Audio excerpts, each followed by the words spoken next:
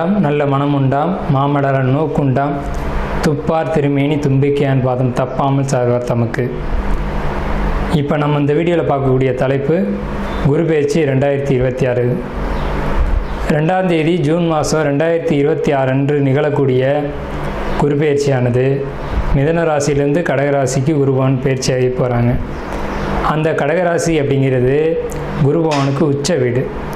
So அந்த உச்ச வீட்டுக்கு குருபவன் போகும்போது தன்னுடைய முழு வீச்சில் நன்மைகளை அனைத்து ராசிகளுக்குமே கொடுப்பார். அதில் குறிப்பிட்டு சொல்லணும் அப்படின்னா ரிஷபம், மிதுனம், கடகம், சிம்மம், துலாம், தனுசு, கும்பம், மீனம் இந்த 8 ராசிகளுக்கும் முழுமையான நற்பலன்களை அதிகப்படியாக கொடுத்துட்டு மற்ற ராசிகளை 4 ராசிகளை தீமைகளை கொடுக்க போகிறது இல்லை. ஆனால் இந்த ராசிகளுக்கு கொடுக்கக்கூடிய முழு சுப பலன்களை அவங்களுக்கு கொடுக்கறதுல கொஞ்சம் தாமதப்படும், அவ்வளோதான். குரு பகவான் இயற்கை முழு சுப கிரகம் அப்படின்னு பேர். குரு பகவானுடைய காரகத்துவம் அப்படின்னு பார்க்கும்போது ஒழுக்கம், நேர்மை, மெரிட்டாக நடந்துக்கிறது, இந்த மாதிரியான விஷயங்களுக்கெல்லாம் காரகத்துவம் வைக்கிறாங்க. அதனால் இவருக்கு பேர் தன புத்திரக்காரகன்னு பேர்.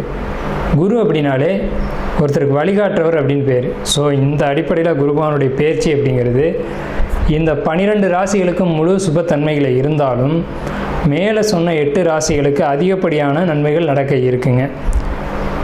இந்த மீதி உள்ள 4 ராசிகளும் பரிகார ராசிகளை இங்கே எடுக்க வேண்டியதில்லை, ஏன்னா அதுக்கும் நல்ல பலன்களை தான் கொடுக்க போகிறாங்க. இருந்தாலும் இந்த 12 ராசிக்காரங்களும் இந்த 2ஆம் தேதி மார்ச் மாதம் 2026 வருஷம் டைம் நீங்கள் பார்க்க வேண்டிய அவசியம் இல்லை.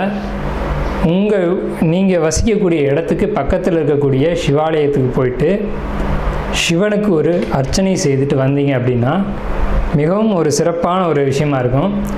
குரு பகவானை வழிபடுறது மூலமாக ஒருத்தருக்கு தனம் கிடைக்கும், கல்வி கிடைக்கும், பொருளாதாரம் கிடைக்கும், சமுதாயம் அந்தஸ்து கிடைக்கும், கௌரவம் கிடைக்கும்.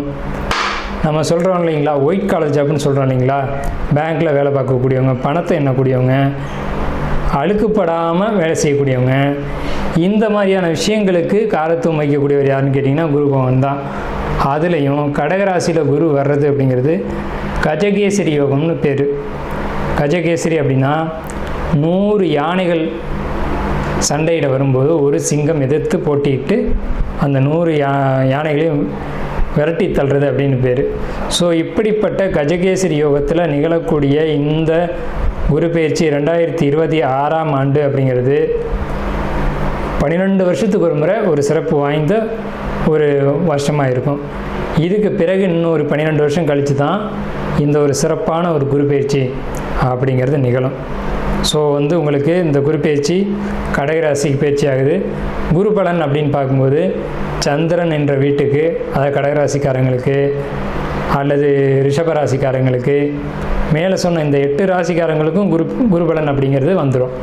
ஸோ குரு பலன் வந்துருச்சு அப்படின்னாலுமே திருமணம், குழந்தை பாக்கியம், பொருளாதாரம், வேலை வாய்ப்புகள் போன்ற அனைத்து விதமான சுபகாரியங்களும் நடக்கும்.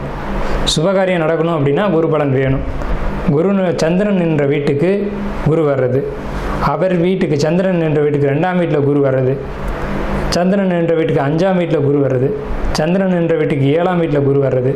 இப்போது மகர ராசிக்காரங்களுக்கு 7ல் குரு, இதுவே மீன ராசிக்காரங்களுக்கு 5ல் குரு, இப்படி 5, 7, 9, 11. இப்போ அந்த அடிப்படையில் பார்க்கும்போது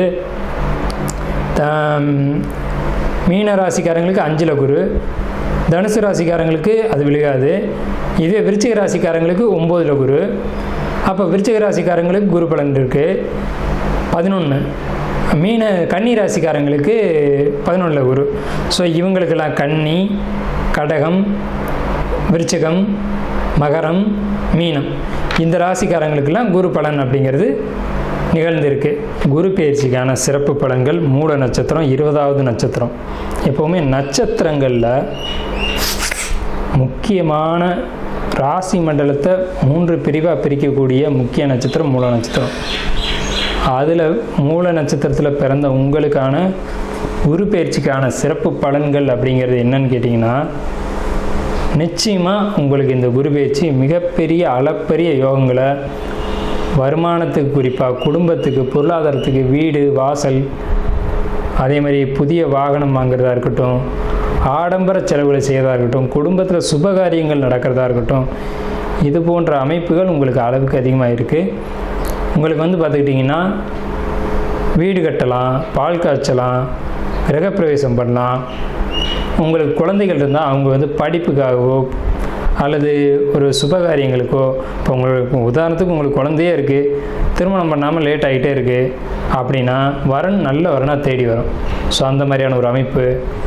உங்களுக்கு உடல் சார்ந்த விஷயத்தில் கண்டிப்பாக கவனம் தேவை. எங்கன்னு கேட்டிங்கன்னா வயிறு, காரமான உணவுகள் எடுத்துக்கிறது, வெப்பம் சார்ந்த ஒரு உடல் உபாதைகள் அப்படிங்கிறது மூல நட்சத்திரத்துக்கு இந்த குரு பயிற்சிக்கு பின்னாடி வரும். இந்த குரு பயிற்சி 12 மாதமும் நல்லா இருக்குமா அப்படின்னு கேட்டால் 12 மாதத்துலேயும் வருமானத்துக்கு தான் நல்லா இருக்குமே தவிர தேவையற்ற விஷயங்கள், தேவையற்ற மன சஞ்சலங்கள், போராட்டங்கள், வீடு, வண்டி, வாகனம், டாக்குமெண்ட், சொத்து, இந்த 5 விஷயம், வீடு, வண்டி, வாகனம், சொத்து, டாக்குமெண்ட், வீடு, வண்டி, வாகனம், சொத்து, டாக்குமெண்ட், இதில் பிரச்சனைகள் வரத்தான் செய்யும். ஆனாலும் பிரச்சனைகள் வருமே தவிர அது ஒரு முடிவுக்கு வரும். பிரச்சனைகள் மீண்டும் மீண்டும் வரும், முடிவுக்கு வரும். பிரச்சனை மீண்டும் மீண்டும் முடிவுக்கு வரும். அந்த பிரச்சனை ஏற்படுத்தக்கூடிய நபராக நீங்களே இருப்பீங்க. ஸோ ஒரு வழக்கை ஏற்படுத்தி அதில் முடிவு, உங்களுக்கு நல்ல முடிவு வரும். மீண்டும் நீங்களே அதை பிரச்சனை கிளறி விடுவீங்க, மீண்டும் முடிவு வரும். எது நியாயமோ அது ஜெயிக்கும். எது நியாயமோ அது ஜெயிக்கும்.